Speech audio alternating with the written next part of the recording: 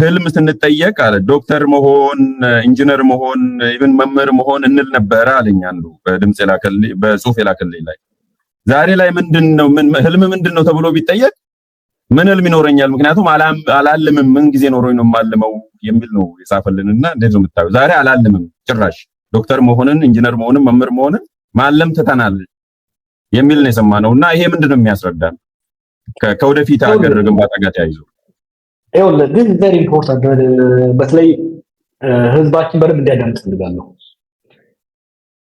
ፈጣሪ ለአንድ ሀገር ምጥቁ አይምሮ ያላቸውን የተወሰኑ ሰዎች ነው የሚሰጠው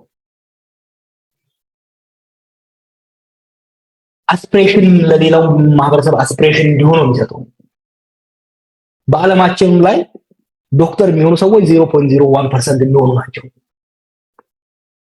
እኔ በብዙ ሀገር ዞሬያለሁ ሰዎች ዶክተር እንዲሆኑ ልጆቻቸው ዶክተር እንደሚፈልጉ ለገሪ ብቻ አይደለም it's a status symbol it's a symbol of excellence ልጄ ዶክተር ነው ሲባል ሀብታም ነው ማለት ነው ሀብት እኮ በንግድም ይሰራል ሰው አይደል ምን በሌላ ማን ይሰራል ልጄ he's bright he's smart he's a genius ማለት እኮ ነው እነዚህ መንከባከብና የሀገር ገቢ ትልቅ ካልሆነ በተመጣጣኝ ክፍያም አድርጎ ግን ክብር ሲገባቸው ካድሬ እያሰማሩ ለማጣጣል ለማዋረድ መሞከር ውድቀትን የሚያሳየው ኢንፋክት ሊገርመን አይገባም ምክንያቱም አሁን ያለው ከአብይ ጀምሮ ያለው ስብስብ ጸረ ምሁር ለውቀት ያላቸው ጥላቻ ምክንያቱም የራሳቸውን ድክመትና ድግድብና ሪፍሌክት ስለሚያደርግ ለውቀትና ለአዋቂ ያላቸው ሴንቲመንት ግልጽ ህዝባችን ለምን ግን እንደዛ አልካቸው ጀዋር የና ያልከው 3 አመት ሆኖታል አስታውሳለሁ የኔ ያልክበት ራሱ ገለተሙ ቱር ላይ አሜሪካ ሆነ ነው ንግግር የሚያረከው ጽሁፍም ተቀምጧል እና ኦሬዲ 3 አመት ማልፎታል ይሄ ነገር ከተናገር ዲፕሊ አንታ ኢንተሌክቹዋል ነው ያልከው በእንግሊዘኛ ጻረ ምሁር ናቸው ያልክበት ምንድነው ያኔ ምን ታይቶ ነው ዛሬ 3 አመት ኦልሞስት 4 አመት ሊሆነው እንደዛ ካልከውና ምንድነው መገለጫው አክቹአሊ ቆይቷል ከዛሬ 6 አመት 7 አመት አካባቢ ስለ ምሁራኖች አንስቶ የኢኮኖሚክስ ፕሮፌሰር ሆኖ መኪና የለውም የፖለቲካል ሳይንስ ፕሮፌሰር ሆኖ ቀበሌ ያስተዳድርም ብሎ አብይ ሲናገር ነው የጀመርኩት ጊዜ ለምን ጊዜ ወስደህ ሌላ ጊዜ እንጫወትበታለን ግን አሳቡ የሚፈልቀው ከሁለት ነገር ነው አንዱ ይሄ ብልጽግና የሚባለው አመለካከት የትን ፍቺው ዱቄቱን አምጪው ቤትን ማቋጣ ሀብታሙን ስልጣን ያዝ ነው ጠንክራ ስራ በተዛስራ በታማኝነት ስራ ቦታ የለውም እሱ የፋራ ነገር ተብሎ የሚታየው ማጥናት መስራት ምናምን የፋራ ነገር ነው የሚታየው በምንም አቆራርጠ እለፍ ነው አንዱ የብልጽግና አይዲዮሎጂ መመሪያ እሱ ነው ሁለተኛው ስብስቡ ይሄ ከኦፒዲዮ በአዴን ምናምን የተሰበሰበው ምን አይነት ሰዎች እንደሆኑ ቅድም ያልናቸው ስለምናቃቸው ቆቅ የሆነውን ተማሪ ሲያዩት ሃይስኩል ጎበዝ ተማሪ ሲሆን ሲያስታውሱት የራሳቸውን የበታችነትም ይሰማቸዋል there is a complicated issue አለ የኢንተሌክቹዋል ምንጩ ዋናው ወይ ሁለቱ ነው ግን በዛ በቂ አይደለም አሁን ምንድነው ህዝቡ ውስጥ ይሄ አይነት ውይይት ከተነሳ የነሱ ድክመትና አንፌር የሆነው የገቢ ብቻ ሳይሆን የስታተስ አሎኬሽን ለህዝብ ውይይት እንዲቀርብ አይፈልጉም አይምሮን መምታት ይፈልጋሉ አብይ ተነስቶ ፕሮፌሰሩ እንደዚህ ቀበሌ ያላስተዳደረ ኢኮኖሚስት ሆኖ መኪና ያለያዘ ሲል ጭንቅላትን መጥቶ ለውቀት ቦታ ህዝቡ ለውቀት ቦታ እንዳይኖረው ለአጭበርባሪዎችና ወሮበሎች ብቻ ስታተስ እንዲሰጠው ህዝቡ ውስጥ እንዲሰርጽ ይፈልጋል ኢትዮጵያ ውስጥ የመማር ትርጉሙ ምንድነው የሚለው ጥያቄ አንዱ እኔ አንገብግቦኝ በዚህ ጉዳይ ላይ እንድሳተፍ ያደረገኝ አሁን ባሉት ሐኪሞች ላይ የሚኖረው ተጽዕኖ ብቻ ሳይሆን በሚቀጥለው ትውልድ ላይ የሚኖረው ኔጌቲቭ ተጽዕኖ ነው ባለው የዛሬ ዓመት አካባቢ ኢትዮጵያ ሄጄ አንድ ዘመዴ መጣች ልጅ አላት ስማርት ሆነ ስቱደንት ያክል ነው አስራኔ ያክል አቋርጦ ንግድ ገባ እና እንዳሳመነው ወደ ትምህርት ቤት እንዲመለስ እንዳሳመነው መታ ተማጸነችኝና ጠራሁት። አጠርቼው ለምን ትምህርት ያቋረጥከው? አንተ በጣም ጎበዝ ልጅ እኮ ነህ፣ ጎበዝ ልጅ ነህ፣ ለምን ትምህርት ያቋረጥከው አልኩት። ለምን ነው የምማረው እኮ የተሻለ ኑሮ ለመኖር ነው። እና ከሌ ስም ጠርቶ ማቃቸው እና ከሌ እንደከሌ አውርቆ ሐኪም ተምረው ዶክተር ሆነዋል፣ ተምረው ኢንጂነር ሆነዋል። ሌላ ስለዘሮ ይዛው ስፈር ልጅ ነው የማውቀው ጠርቶ እሱ ደግሞ ታውቀዋል ነበር ያኔ በትምህርት ቤት እየዘለለ ሲፎርሽ የነበረ ተነተማሪ እሱ ዛሬ የናጠጠ ሀብታም ሆኗል፣ ቤተሰቡን ይረዳል፣ ጥሩ ነው ይኖራል። እነኛ ቆቅዮን ጎበዝ ተማሪዎች ግን ሲታመሙ ራሱ እሱን ነው እርዳታ የሚጠይቁት። ማይንዱ ያ ሀብታም የሆነው ልጅ ነግዶ አይደለም። ያው መጀመሪያ እንትን ሆነ የሆነ ከተማ ከንቲባ ሆነ፣ ከዛ ሸቃቀለ ወጣ፣ አሁን ሀብታም ሆኗል ማለት ነው። እሱን አስኮርጁም ብሎ ሲያስቸግራቸው የነበሩ ሰዎች ሐኪሞች ኢንጂነሮች ሆነው ሲታመሙ እንኳን ሊሸፍን ስለማይችል ወጪያቸው ገቢያቸው ይሄን ሰው ነው የሚለምኑት። እና ይሄ ትንሽ ልጅ ይሄንን ኦብዘርቭ ያደርጋል። ሰው ቻሌንጅ ያደረገኝ ራሽናል ሆነ አናግረኝ አለ። እኔ ከዳ ቤተሰብ ነው የወጣሁት፣ ለኔም እንዲያልፍልኝ ለቤተሰብ እንዲያልፍልኝ ነው ፈልገው። ስም አይደለም ታይትል፣ እኔ ዶክተር መባል ምን ዋጋ አለው ለኔ? እንደከሌ ቤትም ማቆራረጬ ጨለማ ያዝ ነው። ከዛ ለእናቴ ለቤተሰቦቼ ለራሴም ተርፋለሁ የሚል አብዛኛው ወጣት እኮ ዛሬ በትምህርት ላይ ተስፋ ቆርጦ ወይ በዚህ መንግስታዊ ስርቆት መንገድ ላይ እየተሰማራ ነው ያለው፣ አለበለዚያ ደግሞ ባህራን እያቋረጠ ኦሽን እያቋረጠ የአሳራት ሊሆን ያለው እና this has ramification። እኔ ህዝባችን እንዲረዳ ፈልገው አሁን ያሉት ሐኪሞች ላይ አይደለም መሆን ያለበት። A society that does not respect, honor and cherish excellence is doomed to fail። በዓለም ላይ የተሳካላቸው ሀገሮችና ያልተሳካላቸው ሀገሮችን ብታነጻጽር የተሳካላቸው ሀገሮች ትምህርትን፣ ትጋትን፣ ታማኝነትን፣ hard work, excellence in your profession, in your academic life የተከተሉ ናቸው። ቻይኖች አሁን ቻይናና ኤዥያዎች በአጠቃላይ ዓለም ላይ ያስደመሙት እኮ አንዱ ሜሪቶክራሲ ሴንትራል ስላደረጉ ነው። ቻይና እኮ የፖለቲካል ፓርቲው አባል ለመሆን ከታች ጀምሮ ባለ ትምህርት ቶፕ መሆን ብቻ አይደለም፣ ከዛ በኋላ ፈተና ወስደህ ነው። ፖለቲካል ፈተና አይደለም ነው የምትወስደው፣ በዛ ፕሮፌሽን ፈተና ወስደህ እና የኤክሰለንስን ቸሪሽ የማያደርግ መንግስትና ህዝብ ካለ it's doomed። እንደኔ እነዚህ ሐኪሞች ሀገሪቷን እንዲያድኑ ህዝባችንን ከይሄ ስርዓት ወደ መጥፎ መንገድ እየወሰደ ያለውን እንዲያድኑ የተላኩ ናቸው ብዬ ነው የማስበው። ሐኪሞቹ የሚያነሱት እኮ ቅድም እንዳልኩ 9ኛ ጨጥሏቸው የጠፋ ካድሬ ደሞዝ ከነሱ በላይ ያገኛል። ኦፊሻሊ ደሞዝ ከነሱ በላይ ያገኛል። ቼክ አድርጌዋለሁ ዛሬ ከ15000 እስከ 23000 ነው የሚያገኙት ደሞዝ የወረዳ ላይ ያሉት ነው። ኦፊሻሊ ጥቅማጥቅም ሙስና ሳይጨምር ጥቅማጥቅም የድርጎ የቤት የምናምን አበል ተብሎ ሌላ 25000 ያገኛል። ጎኑ እኮ ነው ያለው ሰፊው ማንስ እኮ እስቲ እናንተ ደግሞ ወረዳ ከተማ ሄደን እንይ ማምን እንደሚያገኝ እኮ እናውቃለን። እንደ ዋን ትልቅ ከተማ አዳማ፣ አዲስ አበባ ምናምን ሌላ ነገር ነው ላታወቅ ይችላል። እኛ ያደረንባት የዶሮ ግንባር የምታገል ከተማ ውስጥ ማምን እንደነበረ በትምህርት ቤት ማምን እንደነበረ እንተዋወቃለን። አሁን ደግሞ ማምን አይነት ኑሮ እንደሚኖር እንተዋወቃለን። ይሄ ሰው ማለት ነው። የክብር የሚሉት ምንድነው? የመንግስት ባለስልጣን ከላይ እስከ ታች ትላንት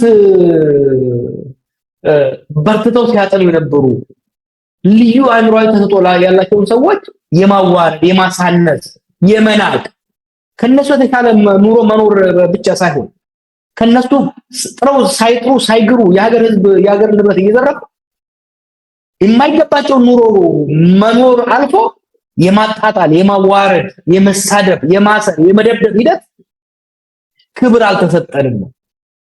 ባዛወይ እነዚህ ኢንተሌክቹዋሊ ስማርት የሆኑ ሰዎች ብዙም ለገቢ ኢንትረስት የላቸውም። ቤዚክ ዩኒቨርሲቲ ፕሮፌሰሮቻችን ዌስተርን ላይ ምን አይነት ኑሮ እንደሚኖሩ እናውቃለን። they don't care but they require respect። መከበርን ይፈልጋሉ። ከማህበረሰብም ከመንግስትም ከሀገርም ክብርን ይፈልጋሉና የሚያነሱት ጥያቄ ይሄ ነው። ምንም የሚያስፈልገው ወደፊት ለሚለው ኮኦርዲኔሽን ስራ ያስፈልጋቸዋል። ዛሬ ጠዋትም ጽፌዋለሁ። ፍጹም ሰላማዊ ሆነው መቀጠል አለባቸው። ጥያቄያቸውን እንደያዙ ከዛ ሳይወጡ መቀጠል መቻል አለባቸው። ዲሲፕሊን ዩኒቲያቸውን መጠበቅ መቻል አለባቸው። አገዛዙ የተለያዩ ኤጀንቶችን በመጠቀም ሊከፋፍሏቸው፣ ሊያዳክሟቸው ጥያቄያቸውን ለማሳት የሚያደርጉ ስራዎችን ሊሰሩ ይችላሉ። እነዚህም መቋቋም መቻል አለባቸው። ይሄንን በደንብ ስለተጋጁበት የሚያውቁ ይመስለኛል። ከሌላው ፕሮፌሽን ጋር ከመምህራን ጋር ከህግ ባለሙያዎች ጋር ከሌሎችም ጋር የጎንዮሽ ትብብር የጎንዮሽ ኮኦርዲኔሽን ማድረግ መቻል አለባቸው። በሶሊዳሪቲ ብቻ ሳይሆን ጥያቄያቸውን ተመሳሳይ ከሆነ ጥያቄያቸውን ተመጋጋቢ በሆነ መልኩ እያቀረቡ መሄድ መቻል አለባቸው። እኛም ደግሞ የሚዲያ ሽፋን እንዲሁም ደግሞ ከምናውቀው የምክር አገልግሎት መለገሳችንን እንቀጥላለን። ለመምህራንና ለጤና ሴክተርና ለትምህርት ሴክተር ነው የተቀመጠው ይታያል አይደል? እዛ ጋር ለምሳሌ እንደምታየው ሞገስ በአጠቃላይ እኛ ሀገር ያሉ የጤና ባለሙያዎች ከሐኪሞቹ እስከ ነርሶቹ በአጠቃላይ በጤና ሴክተር ውስጥ ያለው ሰው 120-125 ሺህ ሰው ቢሆን ነው ተብሎ ነው የሚታየው። ኦኬ ደሞዝ ጨምረህላቸው ማለት ነው። ሐኪሞቹን አሁን ከሚከፈላቸው 45 ሺህ ያስገብተህላቸው ራሱ ለ41 አመት ይከፍላል። ይሄ ገንዘብ ለ41 አመት ኦኬ እና በአመት ምክንያቱም 42 ቢሊዮን ብቻ ነው የሚፈጅ 42 ቢሊዮን እኮ ቅድም ያሉ ፕሮጀክቶች ብትገባ 42 ቢሊዮን እኮ ለሪዞርቶች እኮ ለአንድ ሪዞርት እኮ ነው 40 ቢሊዮን እየወጣ ያለ ኢትዮጵያ ውስጥ። የመምህራኑን ደግሞ ወሰደው በአጠቃላይ ከኤሌመንተሪ እስከ ሃይ ስኩል ያሉ መምህራኖች ከኤሌመንተሪ እስከ ዩኒቨርሲቲ ያሉ መምህራኖች በአጠቃላይ ኢትዮጵያ ውስጥ ቢደመሩ 800 ሺህ አይሆንም። 182 ቢሊዮን ለስቴ 200 ቢሊዮን በአመት ቢፈጅባቸው ነው። ለ10 አመት ከፍላል ቤተ መንግስት ላይ ያባከነው ገንዘብ እዚህ ብልጭልጭ ፕሮጀክቶች ላይ ምናባክለው ገንዘብ just for comparison ምክንያቱም አብለው ሲያዩት ነው የጎበዝ እየለመንን የምንኖር ሀገር ትንሿን ገንዘባችንን መምህራኖቻችንን ሐኪሞቻችንን አስርበን አዲስ መንገድ መስራት ቀርቶ የተሰበረ የተበላሸ መንገድ መጠገን አቅተን የተበላሸ ባቡር ቤዚክ ሀዲድና ቤዚክ ፉርጎችን መጠገን አቅቶ ስኳር ፋብሪካዎች በመለዋወጫ ማጣት ተዘግተው ትልቅ በነገራችን ላይ ብዙ ነገር አለ። ለምሳሌ ከህዳሴ ግድብ ጋር ተያይዞ ባለፈው አንድ ኢንፎርሜሽን ተናግረው 98% አልቋል 80 ቢሊዮን ይቀራል ማለት ሲባል ሰው ግር ብሎት ነበር። ተጠያየቅ ምን ሰማው መሰለ መረጃ እየመጣ ነው። እሱ የመካኒካል ስራው አብዛኛው ስራው አልቋል፣ ግን ተርባይኖችን ለማስተካከል ገንዘብ የለም። ይሄ ገንዘብ የት ሄደ? የኢትዮጵያ ህዝብ መጠየቅ ያለበት የኢትዮጵያ መንግስት ሰዎች ራስን መጠየቅ ያለባቸው ሲሪየስ ሆኖ መጠየቅ ያለባቸው ይሄ እነዚህ ቤተ መንግስቶች እነዚህ ሪዞርቶች እነዚህ ብልጭልጮች ላይ የሚወጣ ገንዘብ ፍትሃዊ ነው ወይ? ለሀገር ይጠቅማሉ ወይ? እነዚህ ፕሮጀክቶች አያዝናኑም ማለት አይደለም። እነዚህ ፕሮጀክቶች ምንም ጥቅም የላቸው ማለት አይደለም። ጥቅማቸው ኮምፓራቲቭሊ ግን ህዝብን የሚያሳድጉ ሀገር የሚያሳድጉ ናቸው ወይ? የውጭ ምንዛሪ የሚጨምሩልን ናቸው ወይ? የብድራችንን በተሻለ ሁኔታ ለመክፈል ወይም ደግሞ ከብድር ለማላቀቅ የሚረዱ ናቸው ወይ? ጎረቤታችን ኬንያ ባለፉት 3 ዓመት ሲግኒፊካንት ፕሮግረስ አድርጋለች በዚህ ረገድ። እኛ ግን ቁልቁል ነው ይሄን ነው ማለት ነው። አሁን ለምሳሌ የሐኪም ቢቢሲ ትላንት ያወጣው ብዙ መረጃ ነው እየወጣ ያለው። አክቹአሊ አንዱ ደስ ቢል አሁን ምንድነው መደባበቅ አልተቻለም። ከኛ ፐር ካፒታ ዝቅ ያለ ለምሳሌ ታንዛኒያን፣ ሩዋንዳ፣ ዩጋንዳ ፐር ካፒታ ወይም ደግሞ የነፍስ ወከፍ ገቢያቸው ከኛ ያነሰው ሀገራት ለመምህራኖቻቸው ለሐኪማቸው በትንሹ 5 እጥፍ እየከፈሉ ነው። ከየት አምጥተው ነው እነሱ እየከፈሉ ያሉት? በብልጭልጭ ፕሮጀክት ላይ አዲስ ቤተ መንግስት እየሰሩ አይደለም፣ ሪዞርት እየሰሩ አይደለም፣ ከተማን ሺሻ ቤት እያስመሰሉ አይደለም። ለህዝብና ለሀገር የሚጠቅም መሰረተ ልማት ላይ የአንድ ሀገር ሀብት መሰረተ ልማት አፈሯ ነው፣ መሬቷ ነው፣ መሰረተ ልማቱ ነው፣ ሰው ነው። የአንድ ሀገር ሀብት ኢንቨስት መድረግ ያለበት እዚህ ላይ ነው ማለት። አንድ ጥያቄ አለ ጀዋር፣ እዚሁ ጋር ከመሄዳችን በፊት ምንድነው የምትጨቀጨው? ጠቅላይ ሚኒስትሩ መልስ ሰጥቷል ባለፈው በነገራችን ላይ እና እኛ ፓርቲያችን ተወዳድሮ አሸንፏል። ካሸነፈ በኋላ መንግስት መስርቶ ቅድሚያ መስጠት ለሚገባው ቅድሚያ እየሰጠን ነው። ፖሊሲያችንን እኮ እያስፈጸምን ነው። ምንድነው የሚነግሩ? ለምን ነው የሚጨቀጭቁን? እናንተ ስታሸንፉ ወይንም ደግሞ ተመራጭና አማራጭ የሆነ ፖሊሲ ይዛችሁ ታስፈጽማላችሁ። አንድ መንግስት እኮ የሚመረጠው ከተመረጠ በኋላ ለሚፈልገው ነው ቅድሚያ የሚሰጠውና ለምንድን ነው የሚጨቀጭቁን የሚል መልስ ሰጥቷል ኦፊሻሊ። እና ይሄ ትክክል አይደለም ወይ? አንዴ ከተመረጠ በኋላ አንድ ፓርቲ ቅድሚያ ለሚሰጠው ለብልጭልጩም፣ ለመንገዱም፣ ለመብራቱም፣ ለፋውንቴኑም፣ ለመንቦጫረቃው ውሃውም፣ ለችግኙም ለምሳሌ ከሰው በላይ ችግኝ ቢያስቀድሙ የፓርቲው ፖሊሲ እስከሆነ ድረስና ቅድሚያ እስከሆነ ድረስ ምን ችግር አለው? ተመረጠ አልተመረጠ የሚለው የልጅ ጨዋታ ውስጥ አልገባም። ቢመረጥ ራሱ ፉሊ ዲሞክራቲክ ፍሪ ፌር በሆነ ምርጫ ውስጥ ቢመረጥ ራሱ የሀገርን ገንዘብ የሀገርን ንብረት መጫወቻ ማድረግ አይቻልም። ጎረቤታችን ኬንያ ፍሪ ፌር በሆነ ምርጫ ነው የተመረጠው። ምርጫው ተመርጦ ፍርድ ቤት ሄዶ ወስኖለት ባይብረንት ሆነ ምርጫ ነው። ብድር ሊበደር ሲሄድ ግን ታክስ በጣም ትንሽ ሊጨምር ሲሄድ ቀውጥ የተደረገ ቀረ። ተመርጭ ያለውና አትጠይቁኝ ብሎ በታንክ አልጨፈጨፋቸው። ግጭት ገባ፣ ሰረዘ። መመረጥ በህግ በሀገሪቷ ህግ መሰረት በሀገሪቷ ፕራዮሪቲ መሰረት የዛን ሀገር ንብረት ስራ ላይ ማዋል እንጂ የተወሰነ ሩም ሊኖር ይችላል። በተወሰነ ደረጃ ለምሳሌ በዓለም ላይ ወደ ቀኝ ዘመምና ግራ ዘመም ፓርቲዎች የሚለያዩበታል። ግራ ዘመም ፓርቲዎች የሀገርን ንብረት ሞር በማህበራዊ ጉዳዮች ላይ በደሞዝን በመጨመር ላይ እኩልነት፣ ፍትሃዊነትን በማምጣት ላይ ያውሉታል። ቀኝ ዘመም አሜሪካ ሪፐብሊካን እንደምንላቸው ፍሪ ኢንተርፕራይዝ የሆኑ ፓርቲዎች ደግሞ ሞር የቢዝነስ ኮሚኒቲውን፣ የንግዱን፣ የኢንዱስትሪውን ማበረታታት የኢኮኖሚ እድገትን ላይ ያነጣጠረ ላይ ፎከስ ማድረግ። ልዩነቱ ግን ሩሙ በህግ ነው፣ በህግ የተወሰነ ነው። በህግና በራሽናል በሆነ አስተሳሰብ የተወሰነ ነው። አብይና ግብረ አበሮቹ ፍሪ ኤንድ ፌር በሆነ ምርጫ ራሱ ቢመረጡ አሁን ኢትዮጵያ ላይ ያደረጉትን ብልግና ለመፈጸም የሚያስችል ምንም አይነት ህጋዊም ሆነ ሞራላዊ ቅቡልነት የለውም። አንድ እሱ ነው። ሁለተኛ ከዚህ ጋር ተደማምሮ የተናገረው አለ። አሁን ለምሳሌ ይሄ የቤተ መንግስትን ሆነ የሪዞርትን ለምኝን ያመጣሁት እኔ ነኝ ያመጣሁት እንደዛ የሚባል ነገር የለም። አብይ የበሻሻ ነዋሪ ሆኖ ቢቀር ዶሮ ማን ነው ገንዘብ የሚሰጠው? አንተ ሄደህ ቢሊዮን ዶላር የሚሰጥ ሰው አለ እንዴ? ገንዘብ ሲሰጥህ አይደለም በቢሊዮን $1000 ሲሰጥህ እንደ መንግስት መሪ ጠቅላይ ሚኒስትሩን የፓርላማ አባል ያቺን ሀገር ወክለህ ነው የምትቀበለው። ያቺን ሀገር ወክለህ ነው የሚሰጥህ። ያቺን ሀገር ወክለህ ነው የምትቀበለው። በስርዓቱ ዲክሌር መደረግ አለበት።